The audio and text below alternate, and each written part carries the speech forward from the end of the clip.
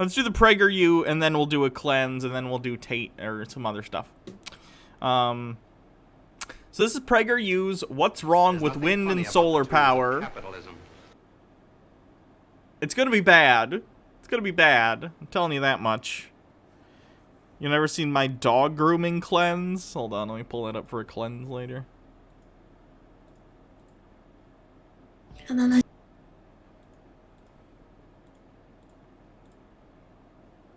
Have you ever heard of unobtainium? It's the magical energy mineral found on the planet Pandora in the movie Avatar. It's a fantasy in a science fiction script. But environmentalists think they found it here on Earth in the form of wind and solar power. No, that's not the case. Unobtainium, again, which by the way is it's almost like in the script James Cameron was like, what am I going to call this unobtainable mineral? Unobtainium. We'll rename it later, but it's like he forgot to actually change the name. No. Environmentalists recognize that on this Earth, for energy, for most of our industrial age, we have primarily been using fossil fuels to fuel the industrial age that we are benefiting from. Now, it's done a lot of great things. It's built cities and led to all sorts of innovations, and that's great. But unfortunately, we found, and this is scientifically true, we found that the emissions from those fossil fuels have led to a buildup of carbon in our atmosphere. That carbon traps heat, causing overall global temperatures to rise on average. That's a bad thing. If this continues unabated and we don't come up with a way to try and reduce the amount of carbon emissions or reduce the amount of carbon in the atmosphere somehow, then we're going to have a really bad time. And when I say really bad time, I'm talking about potential extinction level event. It's not good. So when we talk about things like wind and solar, and I'd also include things like hydroelectric and thermal power and nuclear power, like these things are not just better for the environment, but are necessary for humans to survive moving forward. Like, I understand that some of these ways of getting power are imperfect, but so is coal and other fossil fuels. You get that, right? Not only are those things like fossil fuels, non-renewable resources that we're going to run out of eventually. Again, it's this like obsession with endless expansion without any checks. It's impossible. There's only a limited amount of this stuff around. And we're even to the point where in the United States we're down to doing stuff like fracking, which has made us able to get to resources we were not able to get to in the past, but it's also led to environmental downfalls, where we see poisoning of water supplies in areas where that happens. So we need to, this isn't even about want. Like, I agree that I want renewable energy sources because they're better for the environment, but it's not even about the want. It's about need. We need to change over to those and figure out new ways of getting power in a renewable, clean way, or we will all die. Period. This isn't about, like, and I'm sure they're going to say, like, well, what if it's not windy? Or what about the recent wildfires where there was a bunch of ash in the air and there was no sun for you to be able to get solar power?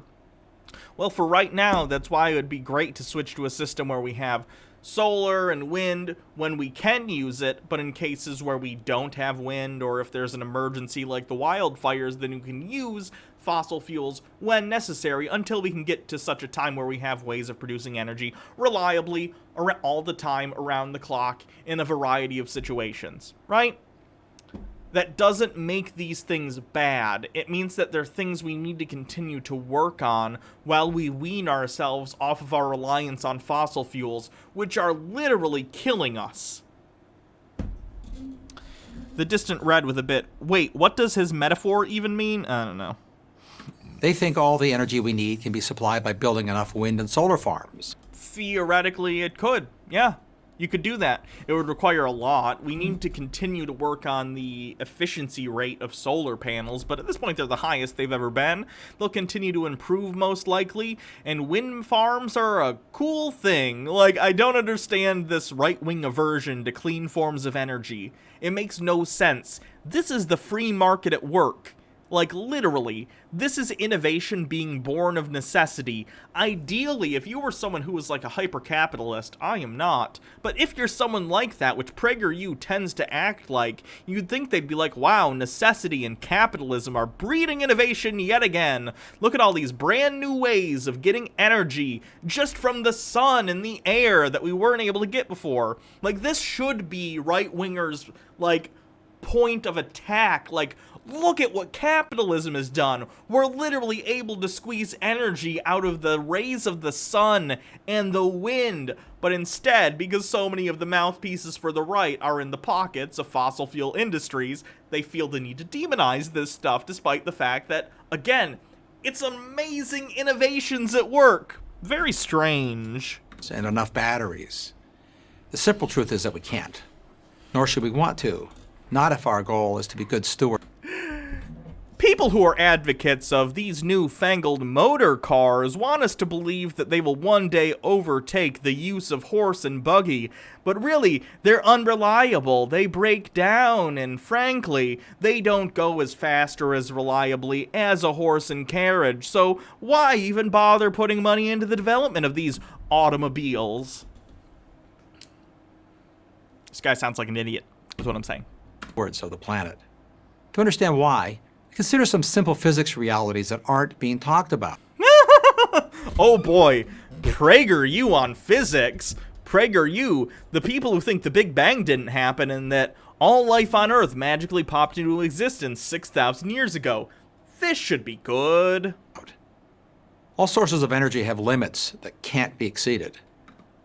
Yes. Yes, they do, I guess, if we're talking about theoretical limits. Like, if we're talking about, like, oil or coal, there's a finite amount of energy that can be extracted from it, typically by burning it. That's usually how fossil fuels work. You burn whatever the thing is, whether it's coal or whether it's, like, natural gas or whether it's oil, and then using the energy that has come out of that chemical reaction of the burning, you then move a turbine or something to create electricity. Or if it's something like a car, then you just use that explosion to move pistons, which move the axles, which move your car forward or backward, depending on what your gear you're in, but you get what I'm saying. But what does this have to do with anything? Like, this applies equally to every form of energy. All forms of energy are going to have different limits. For instance, fossil fuel limits. If we continue using them at the rate we are, we will all die. That's a limit. The maximum rate at which the sun's photons can be converted to electrons is about 33%. Yeah, and it's improved immensely over the last 2 decades and will continue to do so. Nonetheless, just because we only get 33% of the sun's rays energy that hit a solar panel, you know what the answer to that is? Build more solar panels. It's not like you're like, we built the one solar panel, boss. It's not enough energy. What do we do? I don't know. That we can only build one solar panel at a time. We should have thought this through. No, that's why you have solar farms, where you have tons of solar panels that collect sun energy, and they're all next to each other so they can easily be cleaned and maintained, and that power is transferred elsewhere, either for storage or to be taken to people's homes. Like, what don't you get about this? It's the same thing. It would be like saying, oh, we can only get X amount of energy out of this lump of coal, so what's the point? This one lump of coal won't power my house at all. But yeah, that's why you get a lot of coal, and then you burn it at a facility somewhere. They generate power there at the power plant, and then that power gets either stored there or taken to people's houses to power things. That's always how any sort of electricity is worked in the world. I guess I don't understand what they think they're trying to get across here. Our best solar technology is at 26% efficiency. For wind, the maximum capture is 60%. That's pretty good. Our best machines are at 45%. So we're pretty close to wind and solar limits. Cool. Despite PR... I don't even know if that is an actual limit, by the way. That's just what PragerU is saying. Saying that we can get at max 33% of the energy from the sun's rays. I have no idea if that's a hard limit. I don't. Definitely look that up and don't just believe PragerU because they lie constantly. Claims about big gains coming, there just aren't any possible. The best solar is like 80% with new tech? I don't know. Guess do research. I don't tend to believe PragerU, so... And wind and solar only work when the wind blows and the sun shines, but...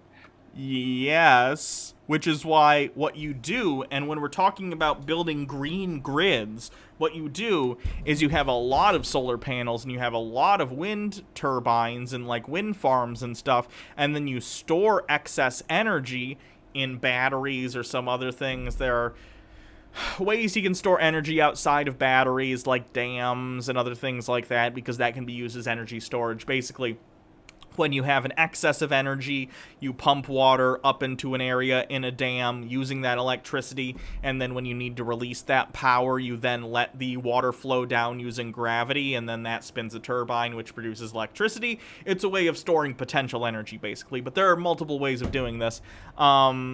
This isn't out of the question. This happens. This happens all the time. Energy storage is a problem that needs to be tackled in terms of green grids, but that doesn't mean it's something that shouldn't or won't be solved.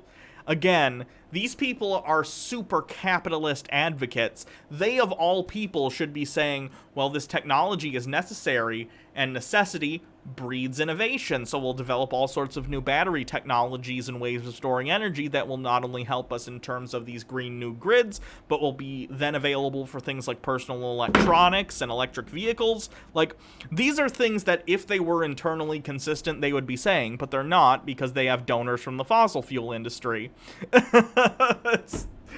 I wish it weren't that simple, but it is. These people are just shills, so...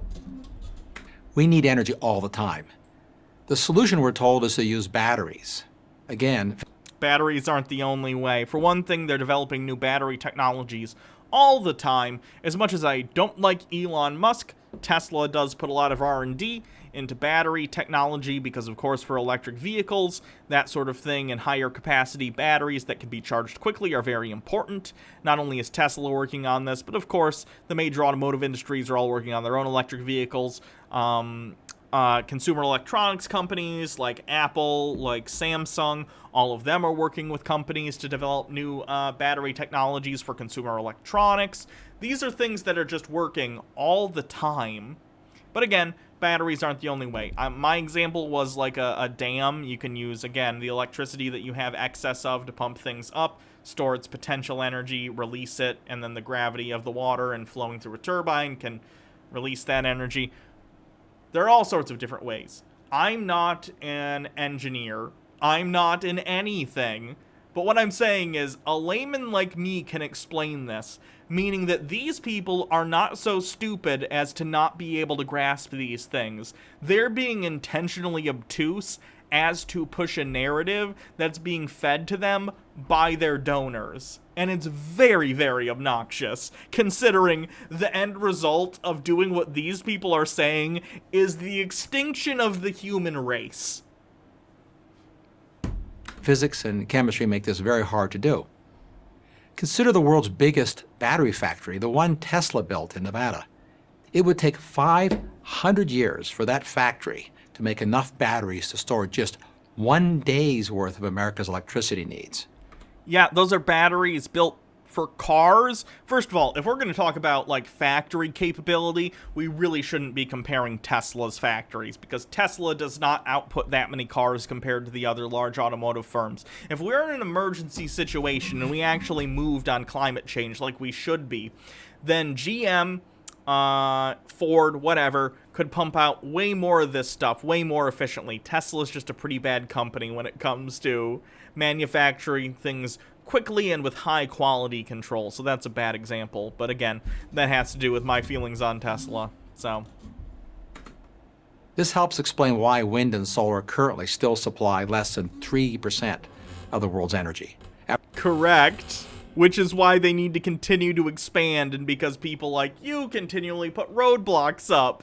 I go back to my argument of, well, these new fangled automatic carriages, they're so inefficient and they don't work as reliably as my horse, So why should we put time and energy into working on these automakars? This is what this person sounds like in 30 or 40 years. You can't just say the current development of a certain technology that's vital to the continued existence of the human race. You can't say, because right now it is not the dominant force, it should not be worked on at all. If that were the case, then literally no innovations would ever happen. After 20 years and billions of dollars in subsidies.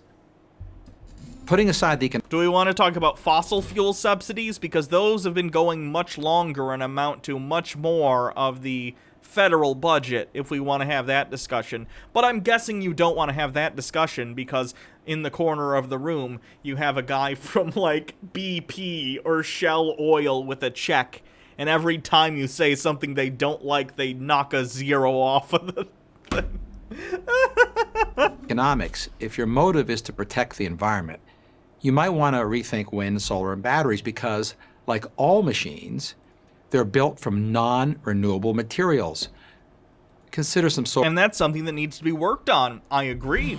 Materials science is something that continually improves every day, and we need to figure out ways to develop not only renewable energy sources, but sources that are made of materials that they themselves are renewable. I agree.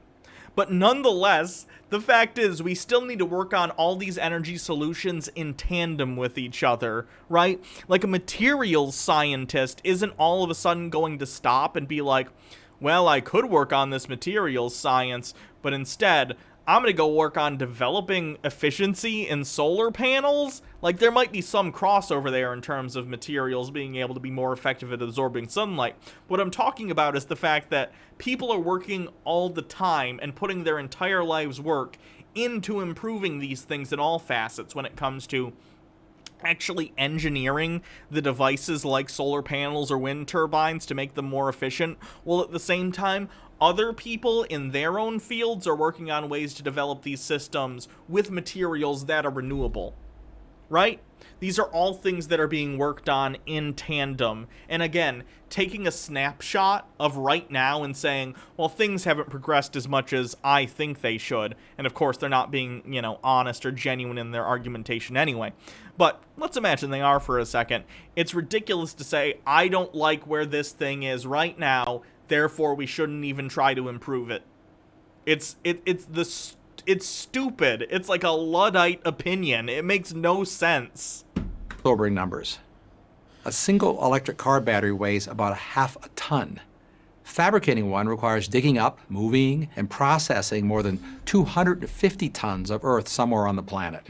Building a single 100-megawatt wind farm can power 75,000 homes requires some 30,000 tons of iron ore and 50,000 tons of concrete, as well as...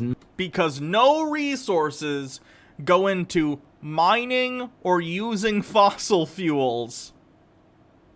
You understand that internal combustion engine cars still use materials, right? And the plants where they go and they burn fossil fuels also use resources to be built. Oh, you do? You just don't want to talk about that because you're being disingenuous? Cool. 900 tons of non-recyclable plastics for the huge blades. To get the same power from solar, the amount of cement, steel, and glass needed is 150% greater. Then there's the other minerals needed, including elements known as rare earth metals. With current plans, the world will need an incredible 200 to 2,000% increase in mining for elements such as cobalt, lithium, and dysprosium. Yeah, again, material science is working on this. And not only that, but there are people who are developing batteries that don't use, like, the lithium component, like current generation lithium-ion batteries. There have been breakthroughs. I think someone mentioned something about, like, a solid-state battery, but I don't know enough about that to say whether it's bullshit or not. But, like, people are working on battery technologies. Lithium-ion batteries themselves aren't that old. They've only been used in, like, cell phones and stuff for the past decade or so. Prior to that, they used very, very different batteries, which is why... cell phones today, if they were powered by batteries as they existed in like the 90s, they would probably last like an hour. But nowadays, because we have pretty complicated lithium-ion batteries, were able to do relatively good things with them in terms of longevity.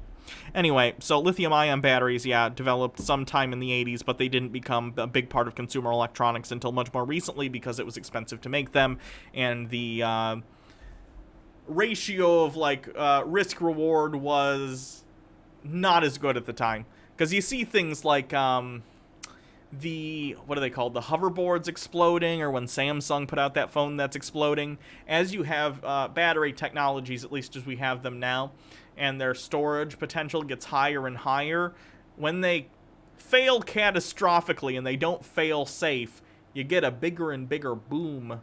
Anyway, that's why people talking about, like, solid-state batteries and stuff, they're talking about it because it would not only be a way to make things with fewer, like, minerals like this that require mining, especially in, like, third world countries or undeveloped economies that often get taken advantage of in situations like this, but it also becomes safer as a consumer electronic device, or if you're talking about using them for energy storage in large facilities. To name just a few. Where is all this stuff going to come from? Massive new mining operations. Almost none of it in America. I'm fine with mines, but not okay if they're not in America. Some imported from places hostile to America. In some Again, which is why materials science is important. places we all want. And if you're really going to be out there and be like Elon Musk talks about, like, oh, we're going to mine asteroids. I believe that if we continue to exist, yes, at some point human beings will probably mine asteroids, but I think it's far enough away that it's not something we should consider a given anytime soon. Oboon with 100 bits. One of the more promising new battery types is a dual carbon graphene battery. Other possibilities is a solid hydrogen battery. Once we can get the process to make metallic hydrogen to be more efficient. I understood some of those words. Want to protect. Australia's Institute for Sustainable Futures cautions that a global gold rush for... And again, need I mention yet again that none of this matters considering the alternative is using fossil fuels that are currently killing us.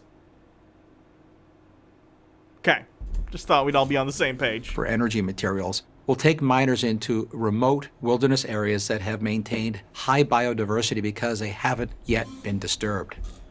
And who's doing the mining? Well, let's just say that they're not all going to be union workers with union protections. Oh, Prager, you all of a sudden cares about unions. Sure. Amnesty International paints a disturbing picture. The marketing of state-of-the-art technologies are a stark contrast to the children carrying bags of rocks. We can agree that the environment and the conditions of workers in these places is bad, while also recognizing that we shouldn't not develop those technologies specifically because of the worker conditions. The solution is to fix the worker conditions. You get that, right? Not to just be like, well, no one's ever been exploited by the fossil fuel industry. Don't know about that one.